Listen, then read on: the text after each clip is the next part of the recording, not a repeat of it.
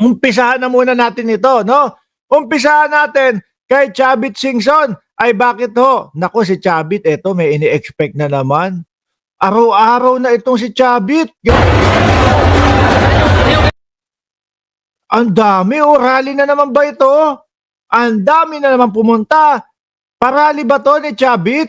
Eh, sabi ko nga ho sa inyo, mga boss chief sir, araw-araw nang makikita sa kalsada, sa labasan, sa lansangan, ito pong si Chavit Singson. Oh, bakit to? Problemado sa gobyerno ni Pangulong Bongbong Marcos Problemado at maraming kinakaharap po na investigasyon dito po kay Manong Chavit, mga boss chief sir. Sandali lang ha. Oh. Dali.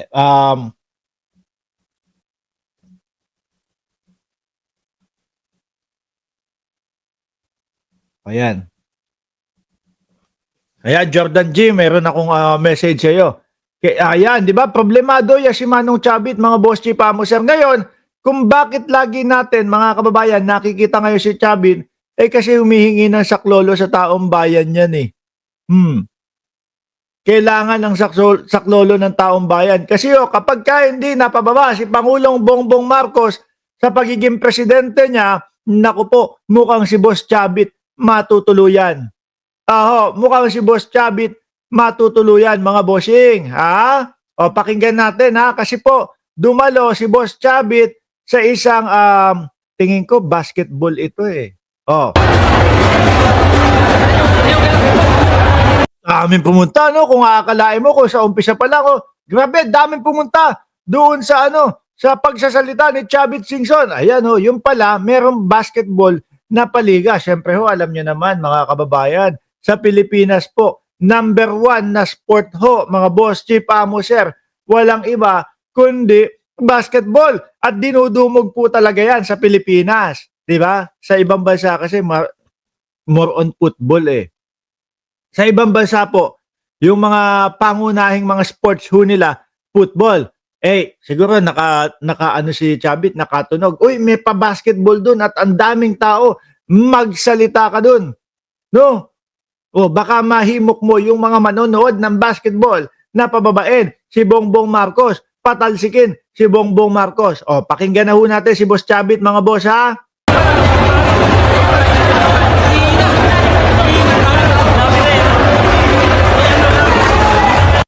Sabi ayan papanik na si Chavit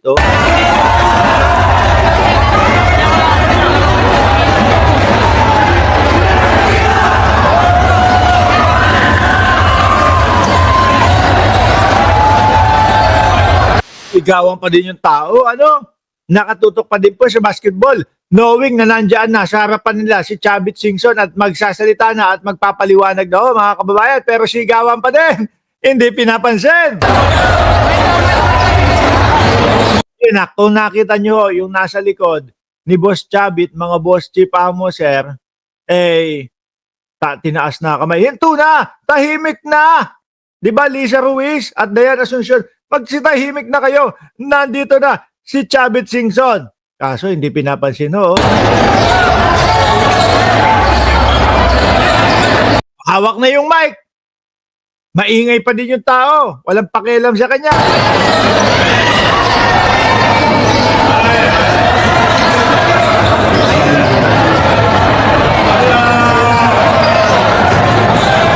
Wala na, hindi na pinapansin talaga si Boss Chavit Singson, Wala na,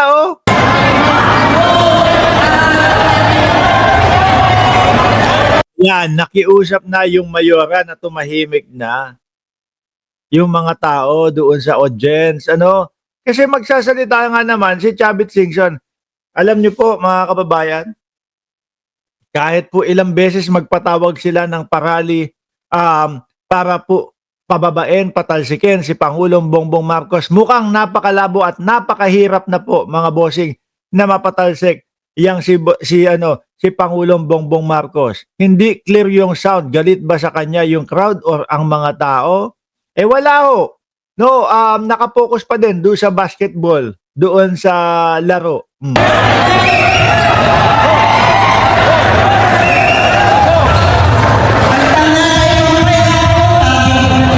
hanggang sa ayan oh, dami oh, daming tao para manood ho ng basketball. Hindi para ho kay Chavit Singson.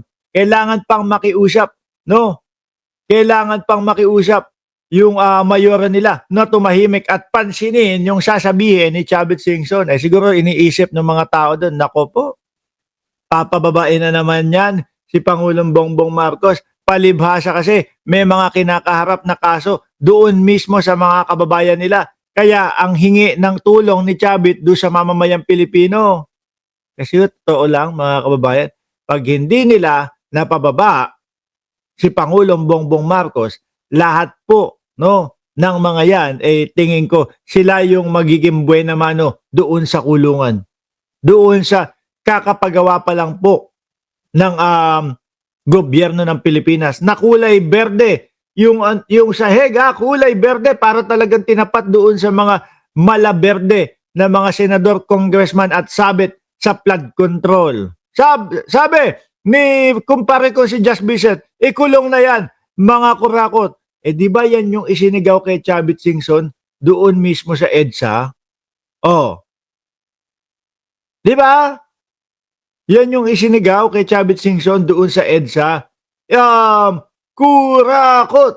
Kurakot na ini-expect ni Chavit Singson isisigaw yung kanyang pangalan at magiging superhero ulit siya, no? Sa kasaysayan ng Pilipinas, kagaya nung ginawa niya kay Erap Estrada. Kaso Bongbong Marcos to. Ito kumikilos talaga.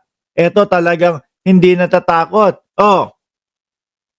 Ikaw ba naman back upan mo yung pagiging pangulo mo ng sandamakmak na proyekto na makatutulong sa Pilipinas Kung hindi ka ba naman mahalin ng Pilipino niyan, di ba?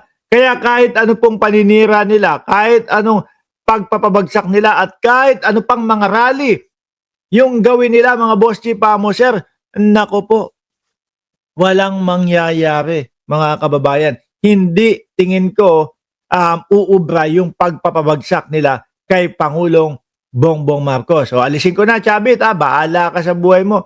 Kada pupuntahan na lang ngayon ni Chavit Singson, mga bossing. Ang pansin ko kada puntahan ni Boss Chavit Singson na lugar, mga kababayan, ay tinatabla na siya. Kagaya nung sa EDSA mga boss. Di ba? Kagaya na lang noong sa EDSA. Ngayon, kasi umaasa siya. Alam niyo po kung ano na lang ang inaasahan ng mga DDS, mga bossing? Ang inaasahan na lang po ng mga DDS ay walang iba kundi manalo ang vice-presidente na si Sara Duterte ngayon na sa pagka-presidente